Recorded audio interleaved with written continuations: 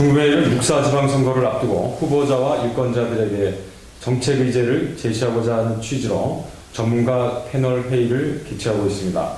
전문가 패널 회의는 정치, 사회, 문화, 경제 등 분야별 전문가들이 고견을 담아 민선 6기가 지향할 올바른 방향을 찾자는 취지입니다. 오늘 그 전문가 패널 회의는 정치 분야에 대한 그 민선 6기 지향점을 찾자는 자리로 엄태석 그 서원대 교수와 이재훈 충북대 교수, 이두영 충북경실련 균형발전 지방공권 특별위원장 모시고 진행할 예정입니다. 이번 정치 분야 전문가 패널에서는 공통 질문과 개별 질문을 마련해서 각각의 그 전문가 분들에게 분야별 그 질의와 답변을 듣는 순서로 진행하겠습니다. 이번 전문가 패널 회의에서는 회의에 참석 초청한 그 전문가들에 대해서 공통 질문과 개별 질문에 대한 고견을 듣는 순서로 진행을 하겠습니다.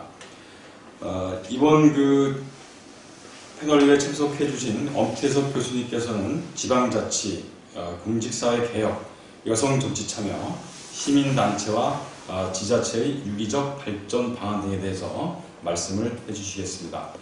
또 이재훈 교수께서는 지자체의 그 재난대책, 또 위기관리, 행정 일반을 중심으로 고견을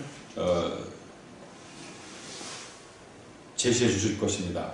이두영 저장께서는 수도권 규제 완화 및 지방분권을 중심으로 답변을 할 계획입니다.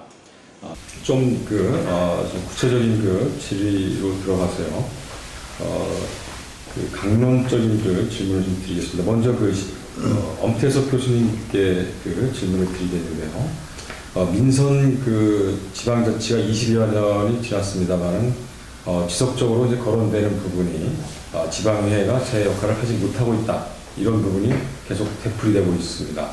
그래서 이제 지선에 앞서 또 공천제 문제가 여러 가지 논란을 벌이다가 여야 양당이 공천제를 유지하는 것으로 가닥을 잡았습니다. 종전에 이제 지방의회가 보여줬던 그런 그 대표적인 문제점은 여의도 정치의 닮은 꼴이 되고 있다, 이런 지적이 반복됐었는데요.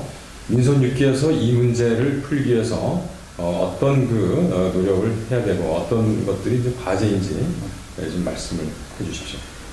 네, 이번 세월호 참사를 보더라도 매뉴얼은 있으나 사용할 줄 모르거나 매뉴얼이 있는지도 모르는 그러한 것들이 빚어낸 참사 아니겠습니까? 이러한 측면에서 지방의회의 무능론을 얘기할 때 이 무능론에는 두 가지 근본적인 이유가 있습니다. 하나는 지방자치 자체가 낮은 수준에 있기 때문에 권한이 많지 않다는 것이 하나 있겠고요, 제도적으로. 또 하나는 그나마 약한 권한 안에서 좀 좋은 사람들이 들어가서 열심히 하면 그래도 어느 정도 효과를 낼 수 있는데, 양질의 의원들로 지방의회가 잘 채워지지 못하고 그러다 보니까 지방의회가 더욱 무능해지고 있다는 그러한 지적이 있을 수 있습니다. 결과적으로 세월호의 선장과 항해사가 누구였느냐가 이 참사의 폭을 결정할 수 있는 그런 것을 보더라도 누가 그 역할을 하느냐가 굉장히 중요한데요. 이러한 측면에서 정당 공천제가 여러 가지 비난을 받습니다만, 지역 주민들이 지방선거나 지방자치에 대해 관심이 낮은 것을 고려해 볼 때 정당 공천제에 있어서 정당의 기능이 얼마나 중요한가를 다시 한번 생각을 하게 하는 그런 대목이 있습니다.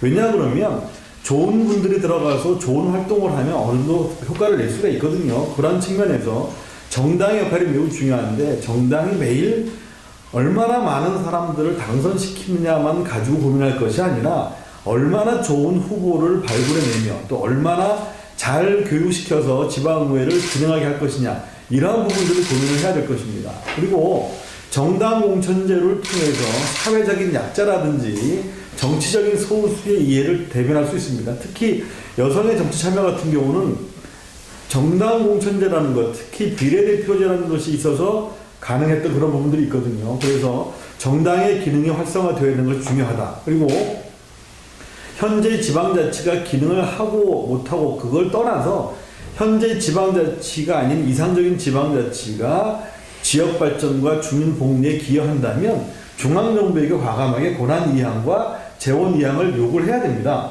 그러한 측면에서 광역단체장들 간의 공조가 필요하겠고요.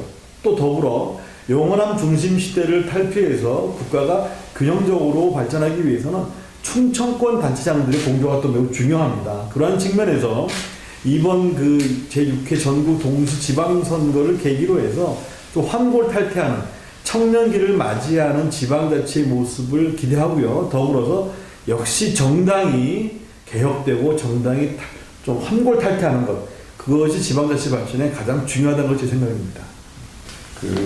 다음으로는 이제 이재은 교수님께 여쭤보겠습니다. 민선 후기에서뿐만 아니라 지방자치 지난 20여 년의 역사를 보면 단체장이나 공무원들의 뇌물 수수 등 공직사회 부패 문제가 여전한 것으로 지적되고 있습니다. 특히 이제 이번 세월호 참사의 배경을 놓고 각 검찰이라든가 각 기관들의 다방면의 조사가 진행되고 있습니다만 이 수산업계와 해양경찰청 또 해양수산부 이런 관계와 업계의 부패고리가 주요 문제로 지적되고 있습니다. 민선 6기에서 공직사회 청년 문화를 어떻게 확산시키고 자리 잡을 것인지 이 점에 대한 방안에 대해서 말씀을 듣겠습니다. 네, 세월호 참사를 통해서 알 수 있는 것처럼 우리 대한민국 국가사회 전반에 걸쳐서 공직사회의 무사한 일과 관료사회의 집단 이기주의 그리고 부정부패가 시스템화해서 만연되어 있다는 것을 확인할 수가 있었습니다. 퇴임 후에 각종 협회나 산하기관에 낙하산 인사로 들어가는 것을 저는 제도화된 부패다 이렇게 보고 있습니다. 즉 담당 부처의 주관 부처의 실국장이나 차관이나 이런 고위공직자로 퇴임한 후에 정상적인 과정을 거쳐서 임명 절차를 거쳐서 또는 선임 절차를 거쳐서 협회장이나 주요 직책을 맡으면서 연봉 2억씩 받는 이러한 부패가 이제는 제도화돼서 나타납니다. 또 시스템화된 부패다 이렇게 보고 있습니다. 따라서 이것을 해결하기 위해서는 고위직 공무원의 경우에 퇴직 후 공공기관 및 민간 조직이나 기업의 재취업을 엄격하게 규제하는 방안을 마련하는 것이 필요하다 이렇게 보고 있어요.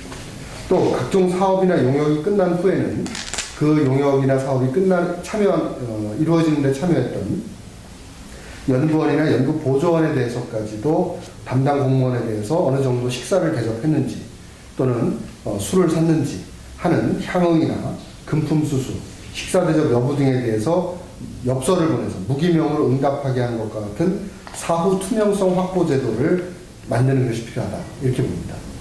현재 우리 오송에 있는 모 기관에서도 그 같은 제도를 시범적으로 도입해 본 적이 있거든요.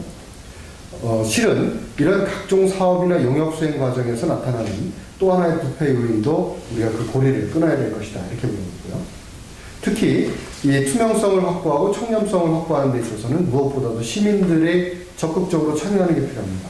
따라서 각급 단위 학교에 또 단위 기관에 수학여행이나 체육 행사나 축제 등에 있어서 시민 투명성 감시단을 운영하거나 또는 시민 옴부즈맨을 임명하는 것을 의무화하는 방안도 필요하지 않겠는가 이렇게 봅니다. 물론 이 모든 것보다도 더 우선시되어야 되는 것은 민선 6기의 지사나 시장, 군수 등 모든 단체장과 지방의원을 포함한 고위직 공무원이 먼저 청렴 및 투명성 교육을 이수하는 것이 조례로 제정이 돼야 된다 이렇게 보고 있습니다. 매번 청렴 교육이라든지 공직 윤리 교육이나 이런 데를 가보면요, 기관장은 나오질 않습니다. 단체장도 나오질 않고 매일 보면은 중하위직 공무원들만 교육받고 있거든요. 즉 고위직 공무원이든 지방의원이든 또는 단체장이든 가장 부패의 고리가 있기 쉽고 또 부패의 유혹을 느끼기 쉬운 곳이 바로 그 지점인데 그 지점에 있는 고위직 공무원들이나 선출직 공무원들이 교육을 받지 않고 의식개혁을 하지 않기 때문에 이 문제가 끊이지 않고 일어나는 것이다. 저는 그렇게 보고 있습니다. 다음 이제 그 이두영 위원장께 여쭤보겠습니다. 그 박근혜 정부 출범 이후에도 그 수도권 규제 완화 문제가 계속 거론되고 있습니다. 또 그 여러 가지 그린벨트 완화라든가 여러 가지 제도가 사실상 수도권 규제를 푸는 그런 장치로 작용하고 있어서 충북 등 그 비수도권이 그 위협적인 정책으로 받아들이고 있는데요. 이에 대한 그 충북도 차원의 대응책에 대해서 좀 말씀해 주십시오. 예. 이명박 정부에 이어서 박근혜 정부도 수도권 규제 완화를 사실상 적극적으로 추진하고 있습니다. 대표적인 규제 완화 사례는 SK 하이닉스 이천 공장의 신증서를 허용한 것이고요. 그동안 이제 4차례의 그 투자 활성화 대책 그리고 경제혁신 3개년 계획, 지역주도 맞춤형 경제 활성화 대책 이런 것들이 발표가 됐는데 핵심 내용을 좀 들여다보면 결국은 규제 완화에 초점이 맞춰져 있다 이렇게 볼 수 있습니다. 이 박근혜 대통령이 돈 안 들이고 할 수 있는 것이 규제 완화다. 그래서 일자리를 창출해야 되겠다 이렇게까지 얘기하고 있고요. 많이 논란이 되고 있는 건데 규제는 처분해야 될 원수이다. 그리고 제거해야 될 암덩어리다라고까지 얘기하면서 규제 완화를 부르짖고 있습니다. 또 끝장 토론을 통해서 또 규제 개혁을 중앙부처와 공무원들에게 강하게 요구하고 있는데요. 저희가 볼 때는 사실상 수도권 규제 완화라고 얘기는 하지 않으면서 우회해가지고 규제 개혁을 통해서 사실상은 수도권 규제를 하려고 하는 게 주 목적 아니냐 저희는 그렇게 보고 있습니다. 왜냐하면 박근혜 대통령과 또 정부가 수도권 규제를 전면 백지화하는 것을 검토하는 그런 단계까지 오고 있죠. 잘 아시다시피 이번에 자꾸 세월호 얘기를 할 수밖에 없는 상황인데 세월호 참사의 원인 중 하나가 잘못된 규제 완화에 있거든요. 우리나라의 이 여객선에 대한 그 수명이 원래는 20년으로 제한돼 있었는데 이명박 정부 때 30년으로 늘리면서 사실상 이번 사고의 그 원인이 된 그런 중요한 사안이 됐습니다.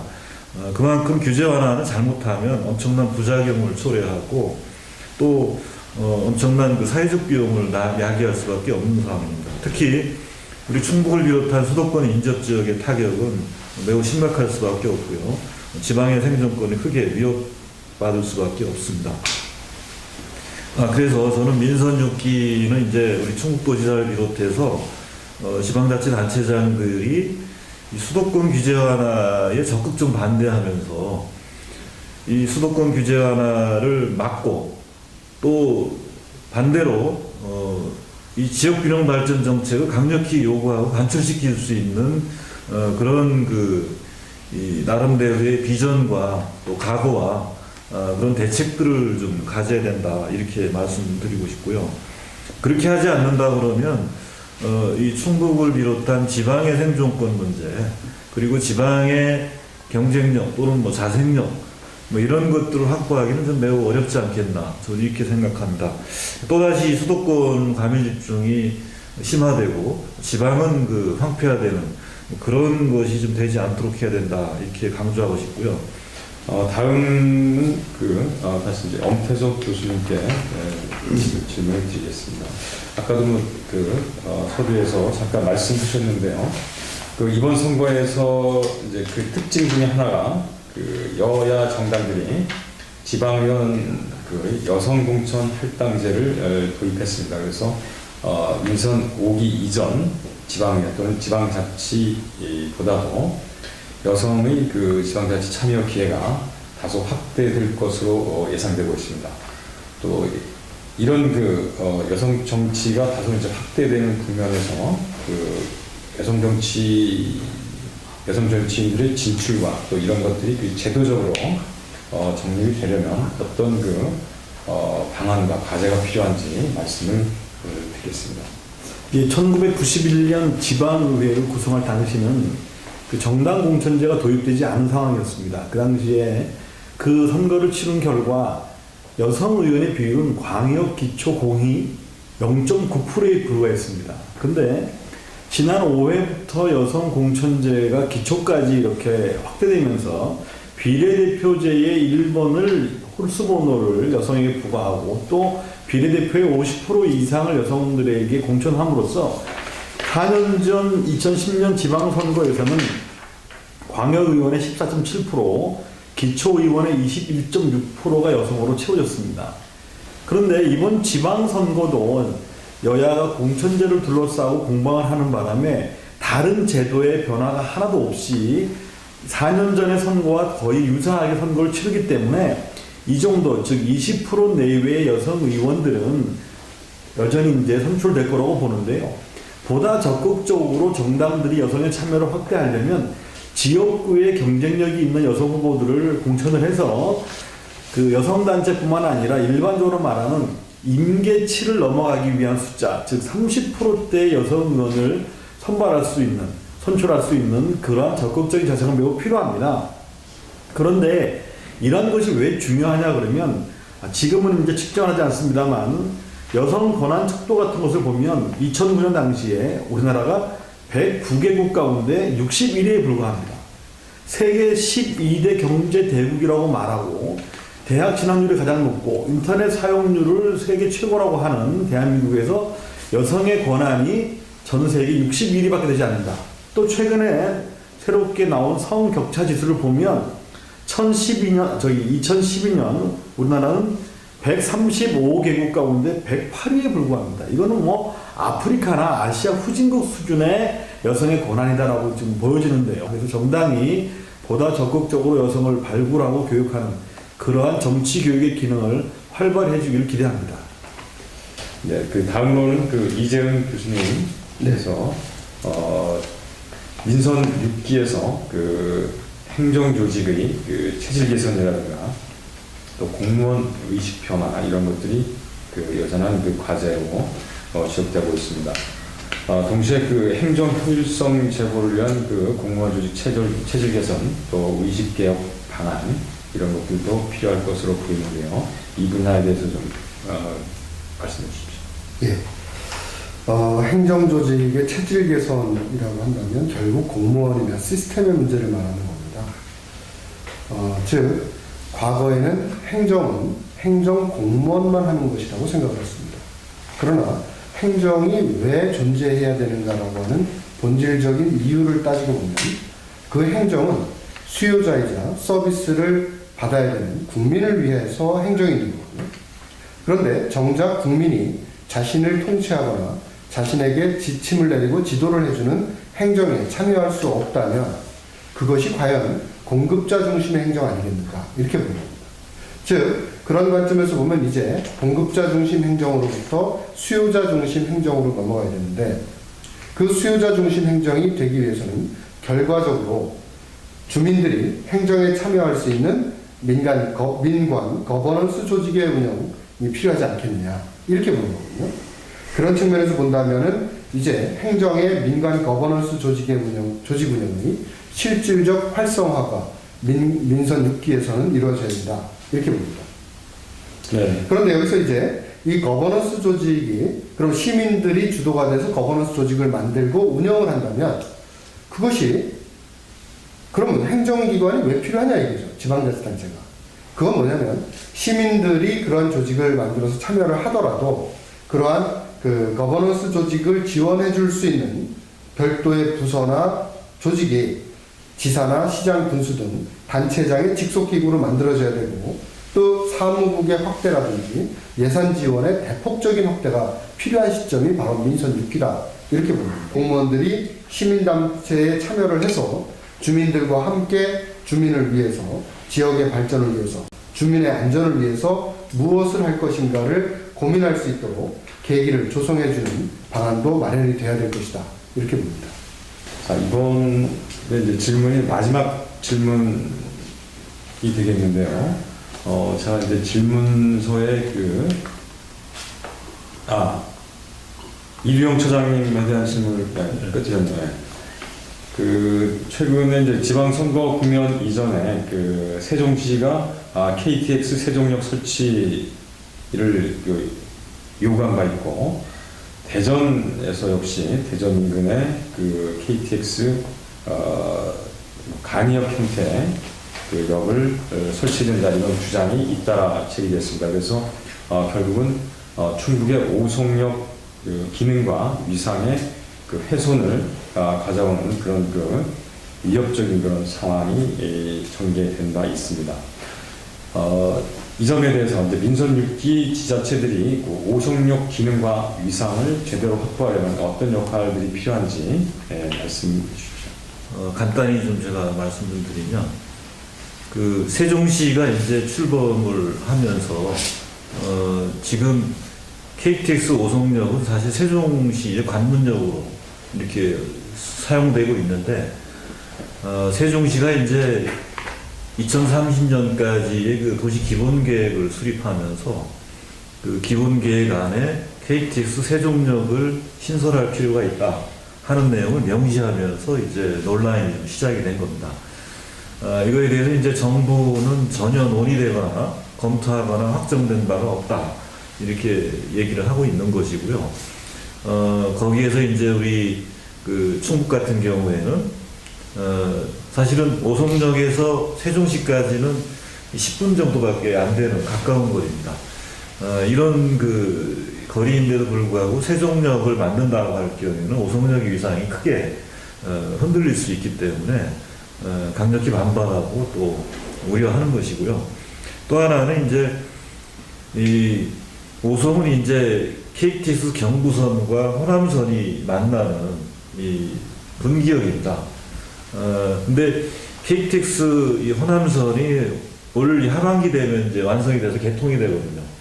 기존에는 지금 현재 서대전역을 경유해서 가고 있는데, 이 올 하반기에 개통돼서 전용선으로 이제는 호남으로 갈 경우에는 서대전에 안 쓰게 됩니다. 그러니까 대전에서는 서대전역에다가 최소한 3분의 1 정도는 호남선이 정차하도록 해달라 하고 이제 서명운동도 하고 있고, 이번 지방선거에 중요한 이슈로 좀 제기를 하고 있는데, 그렇게 될 경우에는 이제 어떤 문제가 생기냐면, 호남으로 가는 이 KTX 열차가 서대전을 경유할 경우에는 시간이 많이 걸리는 거죠. 그 다음에 또 하나는 오송역의 위상이 또 그만큼 또 흔들릴 수 있다, 이렇게 보는 거죠. 그래서 이게 좀 논란이 좀 되고 있는데, 어쨌든 이 세종시의 KTX 신설 문제는 지방선거를 앞두고 있기 때문에 또 더 논란이 되는 것이고, 특히 세종시에 근무하는 중앙부처 공무원들이 뒤에서 이것을 좀 조정하고 또 부채질하고 있는 거 아니냐, 이런 의심과 우려들을 계속 받고 있습니다. 하지만 KTX 세종역 신설 주장은 전혀 타당성도 없고 또 실현 가능성도 없다, 저는 이렇게 말씀드립니다. 다만 이 문제들을 좀 논란을 좀 잠재우기 위해서는 결국은 정부가 중심을 잡아야 된다, 이렇게 보고요.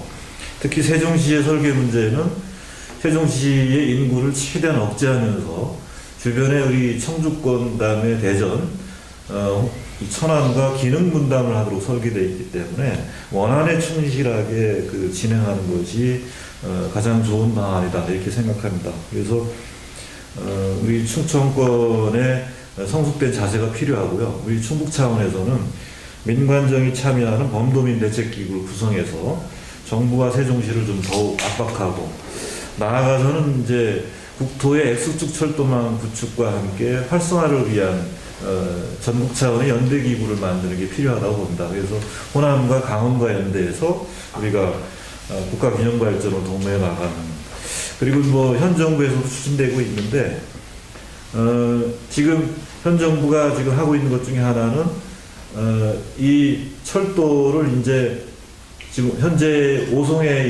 오송에서 강원을 경유해가지고 북한을 거쳐서 시베리아로, 그 다음에 또 하나는 중국 대륙으로 가는 이 대륙 철도 연결하는 구상과 추진들이 이루어지고 있는데, 이런 것들을 우리 충북에서도 적극적으로 이제는 함께 추진하면서 이 KTX 세종정보사 논란 문제, 이 문제들을 좀 슬기롭게 극복해 나가는 게 최선의 방안이다.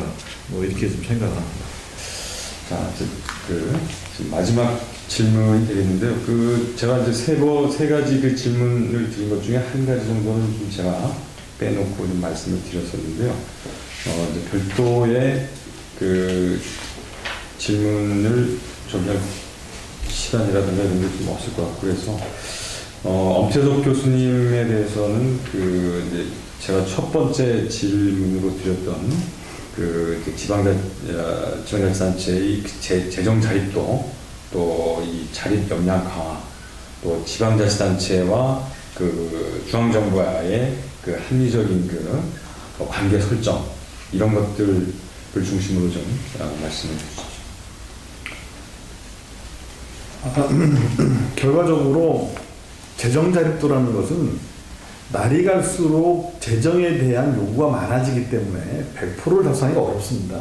암만 세금을 많이 걸어들여도 사회적인 수요, 사회적인 요구가 많아지면 100%가 달성하기 어렵고 재정 자립도가 떨어진다는 것이 우리 지역의 재정 상태가 나빠졌다는 것만 의미하는 건 아닙니다. 그 정도로 많은 재정의 소요가 생겼는데 지역에서 그러한 재정을 잘 만들어내지 못한다는 뜻이거든요. 그래서 그러한 부분에서 지방세를 공부하는 분들은 자주 얘기하는 것이 국세와 지방세의 비율을 좀 조정을 해야 된다. 그리고 그 지역의 지방세를 개발할 수 있는 권한을 많이 줘야 된다는 얘기를 하는데 그래도 결과는 마찬가지인 게요. 빈익빈 부익부 현상이 일어납니다.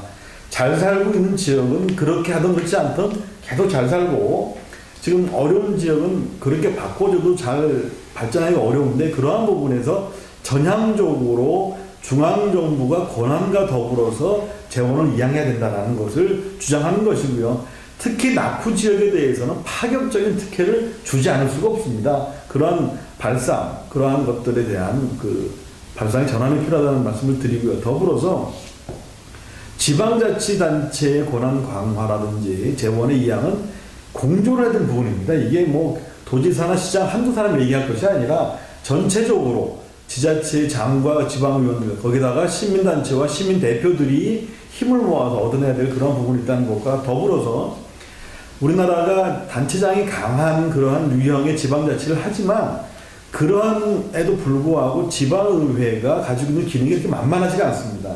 지방의회가 감시권과 감독권이 있기 때문에 또 조례에 대한 발의권이 있기 때문에 잘 활용하면 충분히 견제가 가능하고요. 또 하나는 주민들의 감시나 참여도 제도적으로 확립이 되어 있습니다. 이것을 가동할 수 없게끔 요건들이 까다롭거나 아니면 주민들이 잘 모르시기 때문에 그런 것이지. 그래서 우리가 항상 하는 얘기입니다만 절차적인 민주주의는 이루어졌을 때 실질적인 민주주의가 되지 않는다는 말처럼 제도적인 지방자치는 어느 정도 가동이 되고 있는데 실질적인 효과는 잘 내지 못하고 있다. 그런 면에서 형식이 실질화되는 것이 매우 중요하다. 이런 말씀을 드릴 수 있겠고요. 결과적으로는 주민의 관심과 참여겠고 더불어서 정당이 그러한 것들을 잘 받아서 정치세계 구현하는 거라고 생각을 하고 있습니다. 이런 측면에서 이번 지방선거에서 우리가 선장이 누가 됐냐에 따라서 누가 세월호를 몰았냐에 따라서 결과가 참 많이 달라졌을 거라고 제가 보거든요. 그런 측면에서 이번 지방선거에서 지사, 시장, 군수, 지방의원들은 정말 잘 뽑아야 한다. 이 말씀을 다시 한번 강조드리고 싶습니다. 다음으로는 이제 이재현 교수님께 여쭤보겠습니다.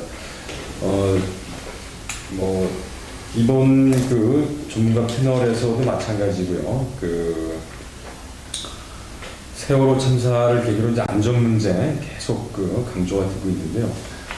지방자치단체 이 교수님께서는 지방정부의 이런 안전관리, 위기관리, 또 지방정부 차원의 초등대응 이런 것들을 강조하시면서 중앙정부에서는 이제 지원이라든가 또 지자체에 대해서 컨트롤 타워 역할을 하는 역할들이 필요하다라는 이런 부분들을 계속 이제 강조하고 계신데요. 이번 세월호 이후 세월호 사건이 발생된 이전과 또 이후에 지방자치단체 또 중앙정부의 위기관리, 안전관리에 대한 대책은 크게 변화가 예상되는데요. 이 부분에 대해서 좀 권고를 해주십시오. 만일 세월호 여객선 침몰 사고와 같은 대규모 재난이 우리 충북도에서 발생한다면, 있어서는 안 되겠지만 발생한다면 효율적인 대응이 과연 이루어질 것인가 라고 한번 질문을 던져볼 수 있습니다. 아마 많은 도민들께서 의구심을 가지실 겁니다. 예를 들면 우리 충북도의 경우만 하더라도 저수지가 782개가 있습니다. 올해만 해도 대구 경북도에서 두 번의 저수지 균열 사고가 있었고, 지난해에 3대 저수지가 경주에서 무너져가지고 나왔거든요. 침수가 되고. 경상북도의 경우는 저수지가 5,500개가 넘습니다. 그러면 우리 지역만 보더라도 이 782개 저수지 중에서 시군에서 관리하는 저수지가 592개고 한국농어촌공사에서 관리하는 저수지가 190개입니다. 그리고 저수 용량이 50만 톤 이상의 일종시설 대형 저수지가 76개, 30만 톤 이하의 소규모 저수지는 678개소거든요. 즉, 이들 저수지의 92%인 719개소가 1970년대 이전에 축조된 노후 저수지입니다. 그렇기 때문에 안전관리에 각별한 주의가 요구되는데, 과연 우리 충북도의 시군에서는 이걸 관리는 하고 있는 건지 하는 부분에 대해서도 한번 생각을 해봐야겠고요. 이뿐만이 아니고 불산 누출 사고와 같은 유해 화학물질의 관리체계 정비도 또 필요한 상황입니다. 따라서 민선 6기에서는 무엇보다도 재난이나 안전을 책임질 수 있는 단체장이 선출되어야 하고, 하지만 어느 단체장도 지역의 현안 사업들로 인해서 재난이나 안전사고 등에 지속적으로 관심을 갖고 집중하기 어려운 게 또 현실입니다. 그래서 제가 마침 이제 지난해 8월부터 다시 그 희망제작소 재난안전연구소의 소장을 맡고 있는데요. 엊그제 화요일날 그 10시를 위해서 전국 자치단체장 후보들과 또 관심 있는 국민들을 위해서 그 샘플로 재난안전 분야의 정책 공약, 그 5대 분야 37개 공약을 보도자료로 배포를 했습니다. 그리고 희망제작소 홈페이지에도 게시를 해놨는데요. 그 중에 하나가 뭐냐면, 이렇게 자치단체장이 이 재난안전 분야가 중요함에도 불구하고 여기에 신경을 못 쓰기 때문에 광역단체장의 경우만 하더라도 직속으로 위기관리 보좌관 직제를 신설해서 운영하는 것이 필요하지 않느냐, 이렇게 제안을 했고요. 또 재난 및 안전관리에 필요한 조직과 인력을 재정비하고 단체장 직속 기구로 설치하는 것도 제안을 해놨습니다. 무엇보다도 일단은 지방자치단체에서 안전을 확보하고 위기관리를 위한 자구 노력을 기울이는 것이 가장 중요하다, 이렇게 말씀을 드릴 수 있고, 그런데 만일에 그동안 노하우가 축적되어 있지 않고 전문성도 없기 때문에 매뉴얼을 어떻게 작성하는지도 잘 모르겠고, 또 교육훈련을 어떻게 시켜야 되는지도 모르겠고, 더불어서 죄송합니다. 또 각종 위기관리 역량을 강화하는 것도 어떻게 해야 되는지 모른다면 이 평상시에 중앙정부라든지 현재 추진되고 있는 가칭 국가안전처의 이 충북도의 시스템 정비를 위한 도움을 요청함으로써 전문성도 확보하는 그런 계기로 만드는 것이 어떠냐 하는 부분을 말씀드리고 싶습니다. 네, 다음은 그 지방분권 분야에 대한 그 질문을 드리도록 하겠습니다. 그 이두영 위원장님께 여쭙겠는데요. 앞서서는 이제 그 수도권 규제 완화 문제, 또 세종시의 그 세종 KTX 세종역 설치 움직임에 대한 그 중국 차원의 대응책 말씀하셨는데, 그 민선 5기뿐만 아니라 6기에서도 지방분권 활성화와 함께 거버넌스 체제를 강화하는 것이 여전한 그 과제가 되고 있습니다. 민선 6기에서 지자체와 단체장 또 시민사회가 각각 어떤 역할들이 필요할지 말씀해 주시기 바랍니다. 예, 그간에 우리가 그 지방 분권과 그 균형 발전을 위한 그런 운동을 전개하면서 그동안의 이 성과가 어떤 것이 있었는지 먼저 그걸 좀 돌아보는 게 좋을 것 같습니다. 사실 시민단체하고 지식인들이 나서서 2002년도 대선 때 이 지역균형발전과 민주적 지방자치를 위한 지방분권 국민운동을 탄생시켜서 후보들에게 지방분권 대국민 협약을 요구했고 그걸 체결을 했습니다. 그걸 바탕으로 이제 그 노무현 대통령이 이제 이른바 지방살리기 3대 특별법이라고 할 수 있죠. 신행정 수도건설, 지방분권, 그리고 국가균형발전 특별법을 제정을 하게 됩니다. 근데 이 지방살리기 3대 특별법은 사실은 만만치 않았던 것이고요. 이때 당시 지방에 우리가 사주체라고 하죠. 광역기초지자체와 의회, 그리고 이 시민단체가 함께 결합해서 사실 불가능하다라고 할 정도로 매우 힘들었던 그 지방살리기 3대 특별법 2003년도 말에 국회 본회의를 통과시킵니다. 매우 큰 성과였었고요. 그 이후에는 이 세종시 원안사소 그리고 행정중심 복합도시 원안사소 및 정상추진운동, 우리 지역 같은 경우에 이제 과학벨트, 첨단 의료복합단지 유치운동 뭐 이런 운동들을 계속 거의 뭐 충청권 현안 문제들을 우리가 거버넌스 체계를 구축해서 그 사실 해결을 좀 해왔는데요. 이런 문제들이 이명박 정부 때는 사실은 많이 좀 힘이 들었습니다. 왜냐하면 이명박 정부가 이제 수도권 규제안을 강력히 추진했는데 이 각 지역 간, 지방 간의 이 서로 분열을 이렇게 조장하는 그런 전략들로 이제 가져갔습니다. 특히 국책사업에 대한 유치 경쟁을 유도하고 뭐 이러면서 지방이 단합하지 못한 그런 상황이 됐죠. 그래서 뭐 결과적으로 수도권 규제 완화는 이루어졌고, 반면에 이제 그 국가균형발전 정책들은 후퇴하는 뭐 그런 상황이 됐고요. 그 다음에 이제 충청권 같은 경우도 이 과학벨트 수정안 문제 때문에 결국은 서로 균열이 발생하는 뭐 이런 상황이 왔는데, 우리가 여기서 하나 중요한 교훈은 뭐냐면 지방이 단결하면 뭔가 되더라 하는 거예요. 성과가 있다. 또 충청권이 그동안 맨날 영원함에 치여서 어떻게 보면은 낙후되고 소외당하고 또 정치적으로 약세를 면치 못했는데, 충청권이 단결하면 뭔가 됐는데 또 분열하면 또 안 되더라 하는 거죠. 그래서 저는 우리나라의 그 수도권에는 아직도 정치, 경제, 사회, 문화, 언론 모든 게 다 집중되어 있기 때문에 수도권에 집중되어 있는 권한과 자원, 이것들을 지방으로 분산시키기 위해서, 그리고 우리 충청권 같은 경우는 또 영호남 수도권에서 우리가 틈바구니에서 살아나기 위해서는 또 충청권이 또 공조협력하는 이런 전략으로 가야 됩니다. 그래서 여기에서 특히 저는 그 지방의 그 정치권들이 좀 더 성숙해져야 되는데, 뭐냐면 우리 지역의 어쨌든 이 생존권과 그다음에 경쟁력 강화를 위한 문제에 대해서는 정파를 초월해야 된다. 두 번째는 소지역주의도 또 극복해야 된다, 이렇게 봅니다. 그래야 어떻게 보면 민관정이 함께 공조하는 그런 협력들이 만들어질 수 있을 것 같고요. 또 그걸 가동할 때 우리 지역의 현안 문제들이 좀 해결될 수 있다, 이렇게 생각을 합니다. 공통 질문을 보내드렸는데요. 그 공통 질문은 충북도 등 지방자치단체들이 민선 6기에서 지향해야 할 핵심적 가치에 대해서 말씀을 듣는 순서입니다. 먼저 그 엄태섭 교수님께서 말씀해 주십시오.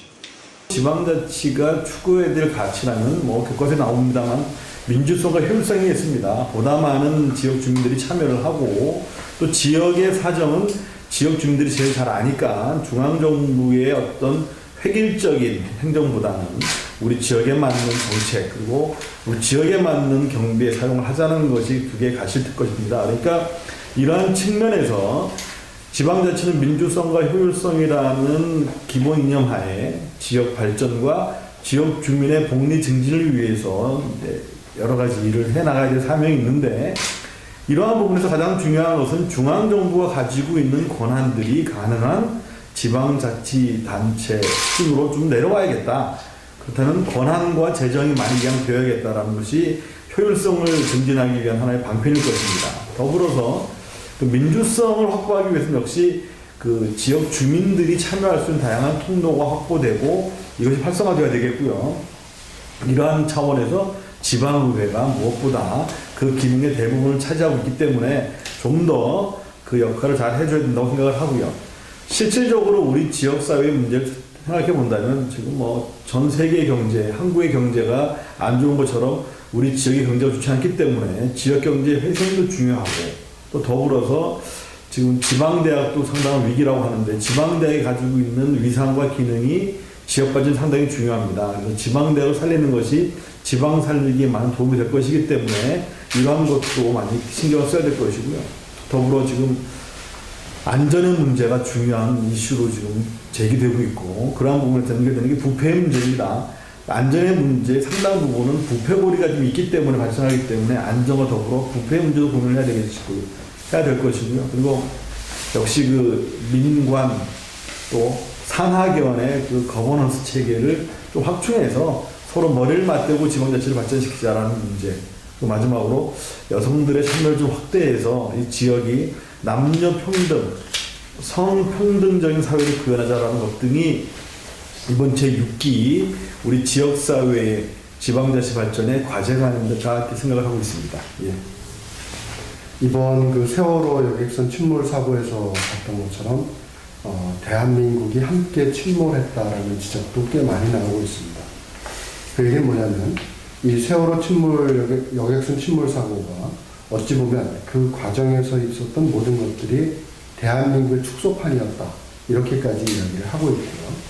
따라서 우리 충북도의 경우도 그 충북도의 가치와 철학을 나름대로 만들어서 나가야 되지 않겠는가 이런 생각을 합니다.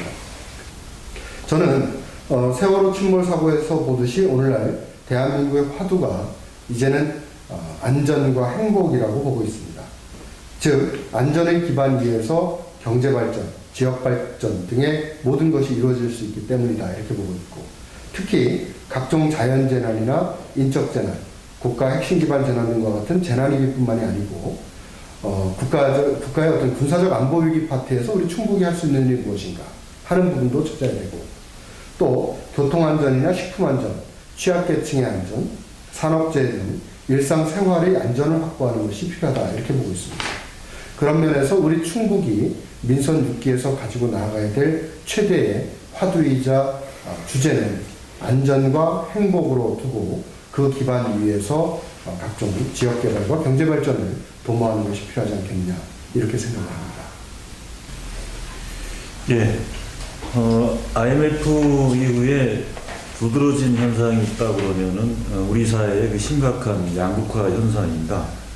그리고 고실업 또 저출산, 고령화 사회가 급속히 진행되고 있는 그런 상황인데요.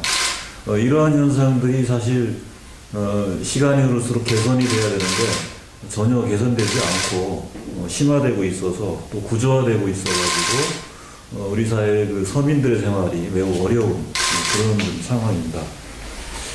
특히 이 정부와 지자체 그리고 수도권과 비수도권 우리 충북 같은 경우는 청주권과 비청주권 대기업과 중소기업 대형마트와 중소상인 및 재래시장 도시와 농산어촌 또 정규직과 비정규직 등 이런 그 각 분야에서 발생되고 있는 이 격차 문제 이런 문제들은 결국 우리 사회의 통합성을 저해하고 오히려 갈등 대립을 유발하는 그런 그 사회적 혼란으로 대두가 되고 있습니다.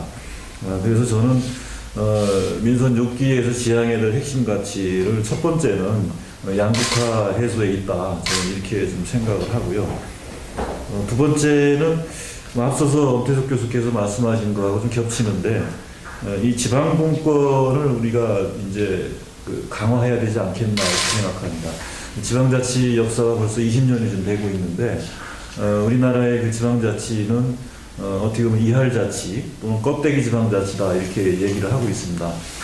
국세와 지방세 비율이 80대 20에 불과하고요.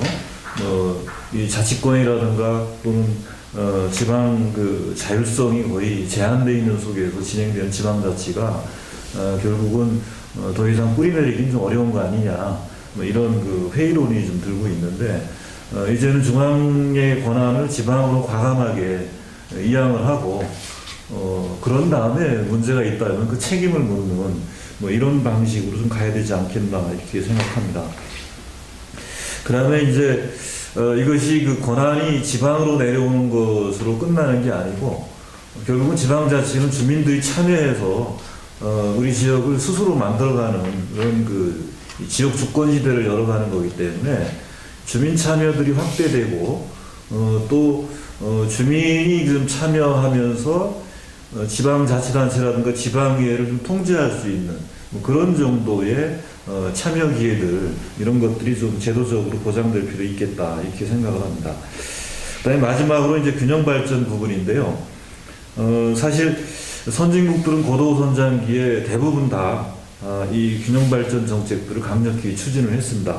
그럼에도 불구하고 우리나라는 수도권 가밀 집중이 전 세계에서 가장 심각한 상황이고요. 여전히 이 수도권 가밀 집중을 해소하기보다는 수도권 규제 완화를 통해서 오히려 수도권의 성장 개발을 부추기는 이런 그 정책으로 일관되고 있습니다. 그래서 이 지방의 그 생존권, 또 수도권과 동등하지는 않더라도 지방도 결국은 사람 살 수 있는 곳으로 국제적 경쟁력을 가질 수 있도록, 자생력을 가지도록 하기 위한 이 균형 발전 정책들이 무엇보다도 민선 6기에는 좀 과감하게 필요한 거 아닌가, 이렇게 해서 세 가지 정도 말씀을 좀 드렸는데, 네, 그 세 분 패널로부터 민선 6기가 지향해야 할 그 핵심적 과제에 대해서 우선 말씀을 들었습니다. 세 분 패널들의 말씀을 간략하게 그 요약해보면, 아무래도 그 세월호 참사를 계기로 안전 문제와 위기 관리, 또 이런 것들이 그 국민들의 의식에 제대로 자리 잡아야 되겠다라는 말씀들을 해주셨고요. 또 그 공직사회, 이런 그 참사를 빚은 사건이 공직사회와 업계 간의 그 부패, 또 유착, 이런 문제가 아직도 그 해소되지 않기 때문에 빚어진 결과라는 말씀들을 주셨습니다. 또 이런 부분을 총체적으로 관리하기 위해서는 통합적인 리더십이 필요하다, 이런 말씀도 해주셨습니다. 예, 오늘 그 중구메일이 주최한 정치 분야 전문가 패널에서 그 엄태석 교수님과 이재은 교수님도 이두영 위원장님을 모시고 말씀을 드렸는데요. 오늘 그 참석해 주신 그 전문가 패널들께서는 세월호 참사 이후 우리 사회의 그 가장 큰 화두로 대두된 안전관리 문제, 또 위기관리 대응 대책, 또 민선 6기가 지향해야 될 지방재정, 지방분권, 또 여성의 그 정치 참여, 여기에다가 이제 수도권 규제 완화 문제라든가 이런 다양한 문제에 대해서 좋은 말씀을 주셨습니다. 오늘 그 중구메일이 주최한 전문가 패널에서 제기된 그 다양한 정책 의제들이 후보자들의 그 정책과 공약을 결정하고, 또 유권자들에게 대해서는 그 후보자를 어떤 후보자를 선택할지 그 좋은 그 참고 자료가 되길 바라면서 오늘 그 중구메일이 마련한 정치 분야 그 전문가 패널 회의를 마치겠습니다. 참석해 주셔서 고맙습니다. 네, 고맙습니다. 수고하셨습니다.